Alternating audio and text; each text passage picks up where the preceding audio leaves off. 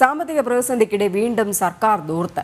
മുഖ്യമന്ത്രിയുടെ മുഖാമുഖം പരിപാടിക്കായി ഖജനാവിൽ നിന്ന് വകമാറ്റുന്നത് ലക്ഷങ്ങൾ.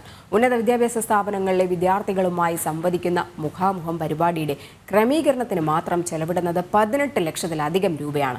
ക്ഷേമ പെൻഷൻ ഉൾപ്പെടെ നൽകാൻ പണമില്ല എന്നിരിക്കെയാണ് സർക്കാരിന്റെ ദൂർത്ത്.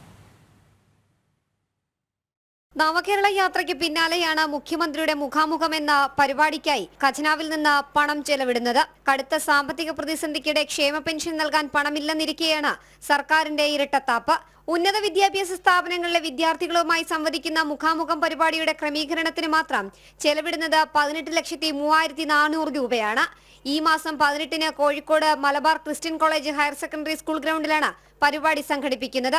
പരിപാടിയുടെ പന്തൽ ഉൾപ്പെടെയുള്ള ക്രമീകരണങ്ങൾക്കായി 17,03,490 രൂപ മാത്രം വകയിരുത്തിയാണ് ഭരണാനുമതി നൽകി സർക്കാർ ഉത്തരവായിരിക്കുന്നത്. നിലവിലെ സാമ്പത്തിക സ്ഥിതിയിലും ഭരണാനുമതി നൽകണമെന്ന് കോളേജ് വിദ്യാഭ്യാസ ഡയറക്ടർ ആവശ്യപ്പെട്ട പശ്ചാത്തലത്തിലാണ് സർക്കാർ നടപടി. Student support welfare and outreach എന്ന പേരിലാണ് പണം അനുവദിക്കൽ. ജനം, തിരുവനന്തപുരം.